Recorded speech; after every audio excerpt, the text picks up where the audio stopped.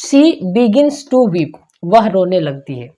Begin का अर्थ होता है शुरू होना।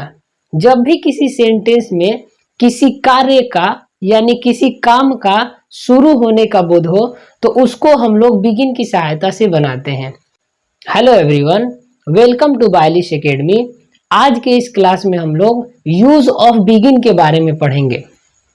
बिगिन का अर्थ होता है शुरू होना। जब भी किसी सेंटेंस में किसी कार्य का यानी किसी काम का शुरू होने का बोध हो तो उसको हम लोग बिगिन की सहायता से बनाते हैं। यूज ऑफ बिगिन, बिगिन का अर्थ होता है शुरू होना या शुरू करना। बिगिन एक वर्ब है और चूंकि ये वर्ब है तो इसका V1, V2, V3, V4, V5 forms होंगे। एग्जाम्पल के माध्यम से और अच्छे से हम इन सारे सेंटेंस को समझेंगे और स्ट्रक्चर को समझेंगे। सबसे पहले सेंटेंस देखते हैं। पहला सेंटेंस है वह रोने लगती है। इस सेंटेंस का जो लास्टिंग है वह ताहे तीहे से खत्म हो रहा है। जब भी किसी सेंटेंस का लास्ट में ताहे तीहे तेहे करके आता है तो वह प्रेजेंट इंडेफिनिट टेंस के सेंटेंस होते हैं। ये चीज हम लोग पढ़ चुके हैं। दूसरा सेंटेंस है तुम पढ़ने लगते हो। इस सेंटेंस का लास्टिंग भी तेहो से करके आ रहा है, तो ताहे तीहे तेहे प्रेजेंट इंडेफिनिट टेंस। मैं लिखने लगता था। ताथा तिथि अगर किसी सेंटेंस के लास्ट में आए तो वो सेंटेंस होता है पास्ट इंडेफिनिट का। हम लोग दौड़ने लगे, अगर या ये करके किसी सेंटेंस का लास्टिंग होता है तो वह सेंटेंस होता है पास्ट इंडेफिनिट का। यानी यहाँ पे हमने 4 सेंटेंस देखे जिसमें 2 सेंटेंस प्रेजेंट इंडेफिनिट का था और 2 सेंटेंस पास्ट इंडेफिनिट का था। यूज ऑफ बिगिन आप तभी समझ पाएंगे जब आपको टेंस अच्छे से क्लियर होगा। तो अगर आपको टेंस क्लियर नहीं है तो प्लेलिस्ट में जाके टेंस का वीडियो देखें। तो यहाँ पे 2 सेंटेंस थे प्रेजेंट टेंस के यानी प्रेजेंट इंडेफिनिट के और 2 सेंटेंस थे पास्ट इंडेफिनिट के। क्यों थे? क्योंकि ताहे तीहे वाला सेंटेंस प्रेजेंट इंडेफिनिट का होता है, ताथा तिथि या ये वाला सेंटेंस पास्ट इंडेफिनिट का होता है। तो चूंकि ये प्रेजेंट इंडेफिनिट टेंस के सेंटेंस थे तो स्ट्रक्चर भी प्रेजेंट इंडेफिनिट का ही काम करेगा। सबसे पहले हमें यहाँ पे सब्जेक्ट लिखना है। यहाँ पे मेन वर्ब जो होगा वह या तो बिगिन होगा या फिर बिगिन्स होगा। बिगिन V1 है और बिगिन्स V5 है। बिगिन V1 है, बिगिन्स V5 है। यहाँ पे V1 और V5 क्यों आया? क्योंकि प्रेजेंट इंडेफिनिट टेंस का रूल होता है जिसमें हम लोग सबसे पहले सब्जेक्ट लिखते हैं, सब्जेक्ट के बाद V1 या फिर V5 लिखते हैं। इसीलिए यहाँ पे या तो V1 लगेगा या फिर V5 लगेगा। कुछ सब्जेक्ट के साथ V1 लगता है, कुछ सब्जेक्ट के साथ V5 लगता है। ये चीज भी हम लोग प्रेजेंट इंडेफिनिट टेंस के वीडियो लेक्चर में कवर कर चुके हैं। फिर उसके बाद लगाना है टू और टू के बाद फिर एक वर्ब आएगा जिसका फर्स्ट फॉर्म लगाना है, यानी दूसरा जो वर्ब होगा उसका फर्स्ट फॉर्म लगाना है। तो इस सेंटेंस में 2 वर्ब आएंगे। पहला बिगिन या बिगिन्स आएगा जो भी V1 और V5 के अकॉर्डिंग चेंज होगा। दूसरा जो वर्ब आएगा वह टू के बाद आएगा। टू के बाद जब भी कोई वर्ब आता है तो वह V1 के फॉर्म में होता है। फिर एक और स्ट्रक्चर यहीं पे बनेगा, सब्जेक्ट और BEGAN। ये जो बिगन है ये है बिगिन का V2 फॉर्म। हम पास्ट इंडेफिनिट टेंस का स्ट्रक्चर पढ़ चुके हैं। पास्ट इंडेफिनिट टेंस का स्ट्रक्चर होता है जिसमें सबसे पहले सब्जेक्ट लिखते हैं और सब्जेक्ट के बाद V2 लिखते हैं। तो सब्जेक्ट के बाद बिगन लगा हुआ है यानी यह बिगिन का V2 फॉर्म है। बिगिन का V2 फॉर्म है यानी ये स्ट्रक्चर तब काम करेगा जब कोई सेंटेंस पास्ट इंडेफिनिट टेंस का होगा। बिगन के बाद फिर हमें टू लगाना है और टू के बाद V1 लगाना है, यानी यहां तक ही चेंज करना है। इसके बाद टू लगाना है और टू के बाद V1 लगाना है। इस स्ट्रक्चर से बाकी सेंटेंसेस को हम लोग ट्रांसलेट करते हैं। पहला सेंटेंस है वह रोने लगती है। चूंकि ये सेंटेंस प्रेजेंट का इंडेफिनिट है तो इसीलिए सब्जेक्ट प्लस V1 या V5 में से कोई एक, फिर टू प्लस V1 लगाएंगे। सब्जेक्ट है वह का स्पेलिंग यहाँ पे लिखेंगे शी क्योंकि लड़की है। सब्जेक्ट लिख दिए शी। बिगिन और बिगिन्स में से कोई एक, शी के साथ लगाना है हमें बिगिन्स। सी के साथ V5 लगता है इसीलिए यहाँ पे हमने लगाया बिगिन्स। ये चीज तभी आपको समझ में आएगा जब आपको प्रेजेंट इंडेफिनिट टेंस अच्छे से क्लियर होगा। तो हमने सब्जेक्ट लिख दिया शी, बिगिन और बिगिन्स में से लगा दिया बिगिन्स। उसके बाद लगाना है टू। टू के बाद वर्ब वन लगाना है। यहाँ पे जो V1 है वह है रोना, रोना का स्पेलिंग कर देंगे वीप। सेंटेंस इजीली ट्रांसलेट हो जाएगा, शी बिगिंस टू वीप, वह रोने लगती है। दूसरा सेंटेंस है तुम पढ़ने लगते हो। ये सेंटेंस फिर प्रेजेंट का इंडेफिनिट है क्योंकि ताहे तीहे करके इसका एंडिंग हो रहा है। सबसे पहले सब्जेक्ट लिखेंगे यू, बिगिन और बिगिंस में से कोई एक। यहां से हम इस वाले स्ट्रक्चर पे जाएंगे, बिगन का यूज नहीं करेंगे। बिगन का क्यों नहीं यूज करेंगे? क्योंकि बिगन जो है वह पास्ट इंडेफिनिट में यूज किया जाता है। सब्जेक्ट लिख दिए यू, बिगिन और बिगिंस में से हमने लगाया यहाँ पे बिगिन, क्योंकि यू के साथ हमें V1 लगाना होता है और बिगिन क्या है? V1 है। यू बिगिन, उसके बाद लगाना है टू, टू के बाद फिर V1। यहाँ पे वर्ब जो है वन वह है पढ़ना, इस पढ़ना का स्पेलिंग लिख देंगे read. You begin to read, तुम पढ़ने लगते हो।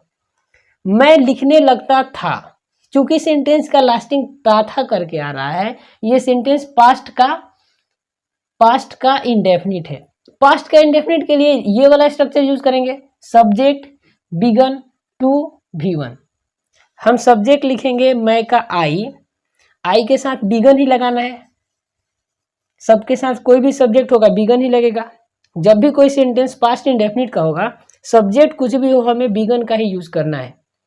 सब्जेक्ट बिगन, उसके बाद टू के बाद V1 लगाना है, लिखना का स्पेलिंग हो जाएगा right.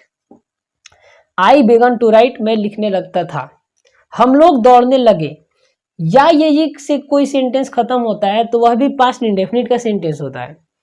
Subject began to plus V1, subject हमने लगाना है वी के साथ लगा देना है बिगन के बाद लगाना है टू के बाद दौड़ना का स्पेलिंग हो जाएगा run. We began to run, हम लोग दौड़ने लगे। वह रोने नहीं लगती है, इस सेंटेंस में नहीं का यूज हुआ है। जब भी कोई सेंटेंस में नहीं का यूज करेंगे तो वो सेंटेंस हो जाते हैं निगेटिव के। जब सेंटेंस निगेटिव हो जाएंगे तो इन्हीं स्ट्रक्चर्स को हमें निगेटिव में कन्वर्ट करना पड़ता है। अगर आप किसी स्ट्रक्चर को निगेटिव में कन्वर्ट नहीं कर पाते हैं तो उसके लिए एक स्पेशल वीडियो है, आप उस वीडियो को प्लेलिस्ट में जाके देख सकते हैं। अब इन स्ट्रक्चर को निगेटिव में कन्वर्ट करते हैं। निगेटिव में कन्वर्ट करने के लिए हमें प्रेजेंट इंडेफिनिट टेंस में सब्जेक्ट के बाद डू या डज लिखना पड़ता है। डू और डज के बाद बिगिन और बिगिंस में से बिगिंस हट जाता है, बच जाता है बिगिन। यानी जब भी डू डज लगता है तो उसके बाद बच जाता है बिगिन। तो सब्जेक्ट लिखेंगे डू या डज लिखेंगे, उसके बाद लगा देंगे नॉट, क्योंकि सेंटेंस का निगेटिव में स्ट्रक्चर कन्वर्ट कर रहे हैं। नॉट के बाद हमें लगाना है बिगिन के बाद टू और टू के बाद V1। यानी यहाँ पे जो V1 था V1 ही रहा, टू जो था वो टू रहा। ये बिगिंस और बिगिन में से बच गया बिगिन, और नॉट लग गया निगेटिव के लिए, डू और डज आ गया, क्योंकि प्रेजेंट इंडेफिनिट टेंस का जब निगेटिव कन्वर्ट करते हैं तो डू और डज लगाते हैं। अब ये सेंटेंस पास्ट इंडेफिनिट में जब जाएगा तो डू और डज की जगह पे लग जाएगा डिड, तो स्ट्रक्चर बन जाएगा subject did not begin to V1। Subject do या does not begin to V1। Subject के बाद डू और डज वाला स्ट्रक्चर तब लगाएंगे जब सेंटेंस प्रेजेंट इंडेफिनिट टेंस का होगा। सब्जेक्ट के बाद डिड लगाएंगे तब जब सेंटेंस पास्ट इंडेफिनिट टेंस का होगा। इन सेंटेंस को ट्रांसलेट करते हैं। वह रोने नहीं लगती है, सेंटेंस है ताहे तीहे से खत्म हो रहा है, तो सेंटेंस है प्रेजेंट का इंडेफिनिट। सबसे पहले लगाना है सब्जेक्ट शी, वह के लिए शी। डू और डज में से सी के साथ लगाते हैं डज के बाद लगा देंगे नॉट के बाद लगा देंगे बिगिन के बाद लगाना है टू के बाद V1 हो जाएगा वीप। वह रोने नहीं लगती है, she does not begin to weep. तुम पढ़ने नहीं लगते हो, ये सेंटेंस भी ताहे तीहे से खत्म हो रहा है, प्रेजेंट का इंडेफिनिट है। स्ट्रक्चर सब्जेक्ट डू और डज वाला काम करेगा। सब्जेक्ट लिखेंगे यू, डू और डज में से लगा देंगे डू के बाद नॉट के बाद बिगिन के बाद फिर लगाना है टू के बाद V1 हो जाएगा पढ़ना का spelling read. You do not begin to read, तुम पढ़ने नहीं लगते हो। मैं हंसने नहीं लगता था, था तिथि करके सेंटेंस खत्म हो रहा है, नहीं लगा है सेंटेंस है निगेटिव का, पास्ट का इंडेफिनिट है, स्ट्रक्चर सब्जेक्ट के बाद डिड वाला काम करेगा।